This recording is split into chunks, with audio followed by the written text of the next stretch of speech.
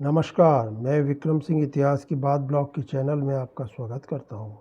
इतिहास के सोर्स मुग़ल बादशाह जहांगीर की आत्मकथा तुझो के जहांगीरी तथा मोती मिर्द खां द्वारा लिखा इकबाल नामा, मुग़ल बादशाह शाहजहाँ के समय इनायत खां द्वारा लिखित शाहजहाँ नामा, मुग़ल बादशाह औरंगजेब के कार्यकाल के समय मिर्ज़ा मोहम्मद कासिम द्वारा लिखित आलमगीर नामा, काफ़ी खां द्वारा लिखित तारीख़ काफ़ी खां।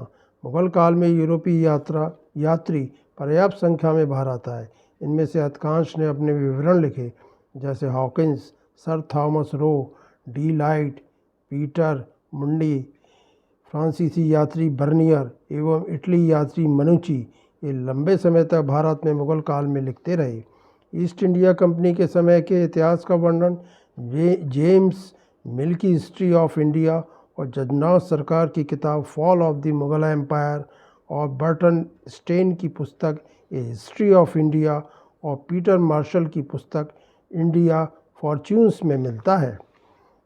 आज हम इंग्लैंड की अंग्रेज़ों की ईस्ट इंडिया कंपनी की भारत में प्रारंभिक शुरुआत की चर्चा करेंगे। 31 दिसंबर 1599 ईस्वी को मुग़ल बादशाह अकबर के शाही फरमान और इंग्लैंड की महारानी एलिजाबेथ की अनुमति से अंग्रेज ईस्ट इंडिया कंपनी की स्थापना हुई, जो कि लंदन के व्यापारियों की एक संयुक्त स्टॉक कंपनी थी। इसका उद्देश्य था कि इस कंपनी को डच कंपनियों की तरह व्यापार में उतारा जाए और यूरोप में भारत के मसालों को पहुंचाकर मुनाफा कमाया जा सके। ईस्ट इंडिया कंपनी को भारत में व्यापार करने के लिए शक्ति का इस्तेमाल करने की अनुमति प्रदान की गई। अब कंपनी ने व्यापार करने के लिए औपचारिक रूप से सन 1613 ईस्वी में अपनी गतिविधियां प्रारंभ कर दी और ईस्ट इंडिया कंपनी के कामकाज को देखने के लिए लंदन में ईस्ट इंडिया हाउस की स्थापना हुई, जिसमें कि 24 निदेशक थे और भारत में अंग्रेज गवर्नर और उसकी परिषद व्यापारिक गतिविधियों को देखती थी। प्रारंभिक वर्षों में ईस्ट इंडिया कंपनी को बिना लाइसेंस के व्यापार करने वाले कारोबारियों की चुनौती का सामना करना पड़ा। 17वीं शताब्दी के समय कंपनी की समुद्री शक्ति बहुत अच्छी थी, लेकिन इस समुद्री शक्ति के बावजूद ईस्ट इंडिया कंपनी को मुग़लों की ताकत के कारण भय था। 17वीं शताब्दी के अंत तक ईस्ट इंडिया कंपनी ने सन 1640 ईस्वी में मद्रास और सन 1668 ईस्वी में बम्बई और सन 1660 ईस्वी में कलकत्ता में समुद्र के किनारे फैक्ट्रियां लगाकर इन 3 शहरों में अपने पैर मजबूती से जमा लिए। इसी तरह डच और फ्रांसीसी कंपनियां भी सूरत, मछलीपट्टनम और पांडिचेरी में आयात और निर्यात करने वाले बंदरगाहों पर स्थापित हो चुकी थी। उपरोक्त शहरों का विकास भारतीय कारोबारियों एवं यूरोपीय कारोबारियों के मध्य व्यापार के कारण होने लगा। यूरोपीय जातियों में से पुर्तगाली या अंग्रेज़ों से भी मुग़ल बादशाह औरंगजेब का समय समय पर संघर्ष हुआ। पुर्तगाली कभी मराठों से मिलते थे और कभी औरंगजेब से, और बंगाल की समुद्री सीमा पर लूटमार करते थे। इसी प्रकार अंग्रेज भी लूटमार करते थे और व्यापारिक कर नहीं देना चाहते थे। इससे मुग़ल बादशाह औरंगजेब क्रोधित होकर उसने मुग़ल सेना भेजकर पुर्तगालियों के गढ़ चटगांव पर, अंग्रेज़ों के गढ़ कलकत्ता, सूरत, बम्बई पर आक्रमण कर पुर्तगालियों एवं अंग्रेज़ों को परास्त कर संधि करने व कर देने के लिए बाध्य किया। लेकिन मुग़ल बादशाह औरंगजेब की सन 1707 ईस्वी में मृत्यु हो गई और उसके पश्चात उसके उत्तराधिकारी मुग़ल बादशाह योग्य थे। इस समय ईस्ट इंडिया कंपनी ने मुग़ल बादशाह फारूक शेर से भेंट कर अपने पक्ष में शाही फरमान सन 1717 ईस्वी में जारी करा लिया, जिसके तहत 3000 रुपये वार्षिक भुगतान के बदले में कर मुक्त व्यापार की अनुमति प्रदान की। इस शाही फरमान के अनुसार वे सभी सामान और आवश्यक वस्तुएं जिन्हें ईस्ट इंडिया कंपनी के कर्मचारी स्थल मार्ग अथवा जल मार्ग से ले जाएं या लाएं, वे सभी सामान और आवश्यक वस्तुएं सीमा शुल्क से मुक्त रहेंगी।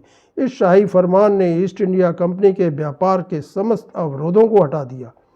सन 1713 ईस्वी में मुग़ल बादशाह फारूक शेर ने मुर्शीद कुली खां को बंगाल के सूबे का, जिसमें उस समय बिहार भी सम्मिलित था, मुग़ल सूबेदार नियुक्त कर दिया। उसने अपनी राजधानी ढाका से मुर्शिदाबाद स्थानांतरित कर दी। वह नाम मात्र के लिए मुग़ल बादशाह के आधिपत्य को स्वीकार करता था और वह स्वतंत्र शासक की भांति व्यवहार करता था। मुगल बादशाह फारूक शियर के ईस्ट इंडिया कंपनी के पक्ष में जारी फरमान की वजह से ईस्ट इंडिया कंपनी और बंगाल के नवाब मुर्शिद कुली खां के मध्य विवाद होता रहा।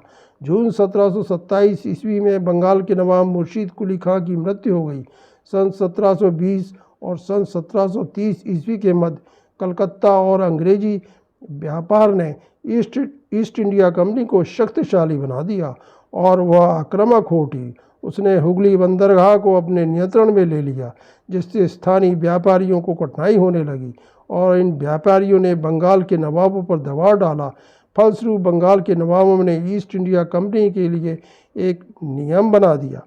मुर्शीद अली खां के उत्तराधिकारी शुजाउद्दीन खां ने यह स्पष्ट कर दिया कि दस्तक प्रथा, जो कि ईस्ट इंडिया कंपनी के लिए व्यापारिक परमिट था, इसके तहत यूरोपीय कंपनियों को अपने निजी कारोबार में सीमा शुल्क देने की छूट थी, पर रोक लगा दी और कहा कि यूरोपीय शक्तियों को केवल निर्यात व्यापार पर ही छूट मिलेगी।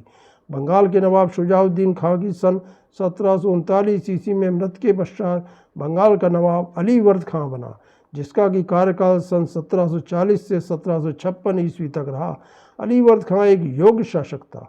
उसने बंगाल के नागरिकों हितों का ध्यान रखा, लेकिन उसे अफगान विद्रोही सरदारों और मराठों ने परेशान किया और वह मराठों के आक्रमण को रोकने में असफल रहा।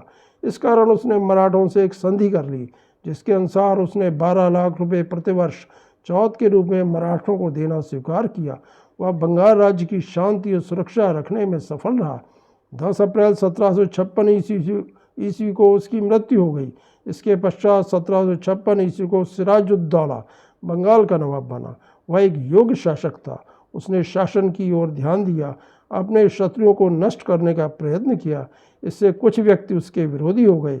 बंगाल की ईस्ट इंडिया कंपनी से उसका झगड़ा हो गया, क्योंकि ईस्ट इंडिया कंपनी उसके शत्रुओं को संरक्षण प्रदान करती थी और बिना कर दिए व्यापार करती थी, और अंग्रेजों ने बिना उसकी अनुमति के कलकत्ता के किले की किलेबंदी कर दी और ईस्ट इंडिया कंपनी को कलकत्ता को राजधानी बनाने के लिए प्रयत्नशील थी, जबकि बंगाल के नवाब की राजधानी मुर्शिदाबाद थी।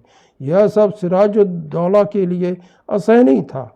ईस्ट इंडिया कंपनी के इन कृत्यों ने प्लासी युद्ध 1757 ईस्वी की परिस्थितियां निर्मित कर दी। आगे क्या हुआ यह मेरे अगले वीडियो में जानेंगे। मेरे इस वीडियो को सब्सक्राइब, लाइक, शेयर एवं कमेंट करें। वीडियो देखने के लिए धन्यवाद।